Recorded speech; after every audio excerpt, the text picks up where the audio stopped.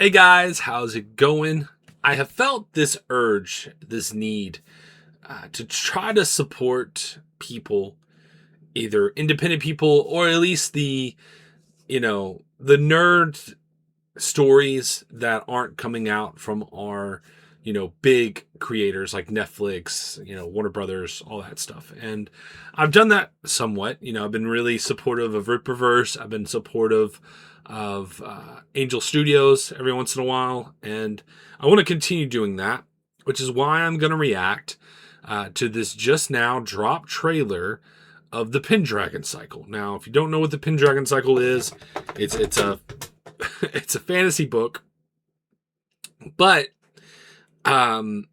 Jeremy Boring, who was the CEO of Daily Wire, put it upon himself to make some content, to tell stories, and it might even be why he's not there no more, as far as being a spearhead CEO of Daily Wire. It has taken him time to, reflect and try to, focus on doing this. And after this is done, I do not know how much they're going to continue with, media and storytelling. I don't know how profitable it was for them, but they worked really hard and they did this. And I just want to read a little bit of what Jeremy said. And then I thought it'd be fun to check out the trailer. And so that's kind of what we're going to do. We're going to read what he had to say, and then we are going to check the trailer out, and I'll have to be honest if it's good or not. And I'm hoping it's going to be really good. But let's just check it out and see. So, let me screen share.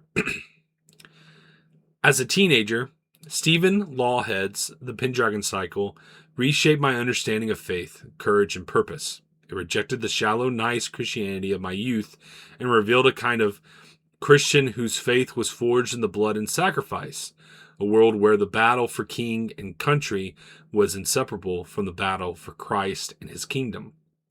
That story changed me, and I've spent years bringing it to life for the screen. This is the Pendragon Cycle, Rise of the Merlin, a new scripted series from Real Daily Wire and Bonfire Legend, adapted from Lawhead's extraordinary novels. The cast and crew bled to make it. It is without question the largest and most ambitious production ever undertaken by a conservative news media company. It also the most muscular work of Christian art since Braveheart. It begins with a sword. All right, we will, without further ado, let's check this out. I'm hopeful. Let's see it.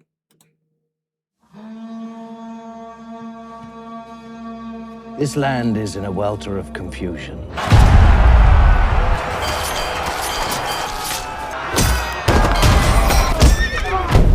There are more kings than sheep, more princes than crows on a battlefield. All seeking to snatch what they can, when they can, without a care for who suffers. Until this island is ruled by one who wields both justice and mercy, there will be no peace.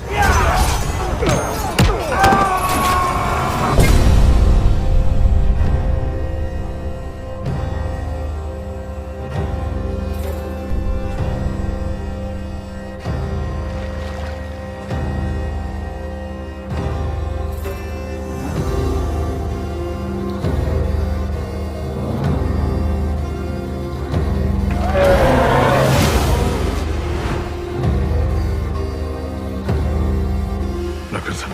Boys playing the game of kings. They say they have the Merlin with them.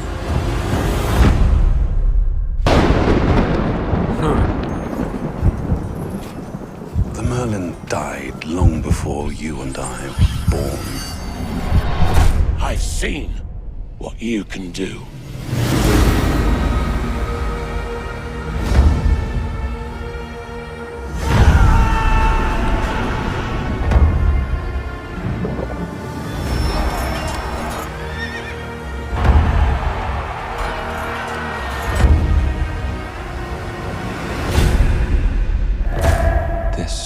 where it begins.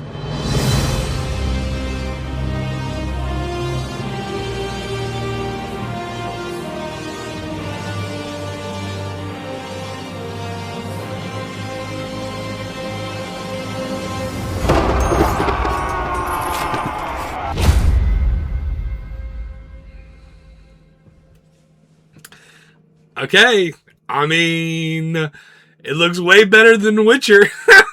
It looks way better than the new Witcher season trailer. And honestly, it looks good. It looks really good. And you're going to have people saying, oh, it looks like a fan film, yada, yada, yada. I can see that. People may say that. It looks really good. And, like, you know, I think it's unfair to compare them. Same way as like indie creators, I wouldn't compare like an indie, like a short film or a smaller film. I wouldn't compare them to like Game of Thrones, right? I think that's a little unfair. I'm not going to compare them to Game of Thrones. But even watching it, I can tell it's much better than The Witcher. What they've been doing with The Witcher. I mean, and I'll even say this with the Game of Thrones, at least they had, you know, the balls, I guess you would say, to give the guy the eyes. I've never read the Pendragon cycle, so that's a book I've never read before, but clearly that character's eyes change colors. And, you know, I remember when, you know, Game of Thrones came out, you know, the slightest thing, that was like the purple eyes for the Targaryens, they were unwilling to do. So at least, you know, they were able to double down and do it. I hope it's fruitful. I hope that it pays off. When this comes out, I will get Daily Wire again. I backed away from supporting Daily Wire for a couple different reasons. But, you know, because one of them is it's not necessarily the commentators that I would listen to every day. But, you know, it didn't seem like they were necessarily the right people to lead the charge when it came to trying to make content for people. But this looks good. And if this is good, then they could have my trust on some other things. So anyway, guys, what did you think about this? Let me know down below. I mean, does it look good to you? You know, politics aside, I know we mentioned Daily Wire, but like politics aside, like, did you enjoy this? You know, I would love to hear your thoughts down below. But yeah, guys, best wishes to Daily Wire and the team. It looked good. It looked good. I'm excited to check it out. All right, guys, have a good one. Bye.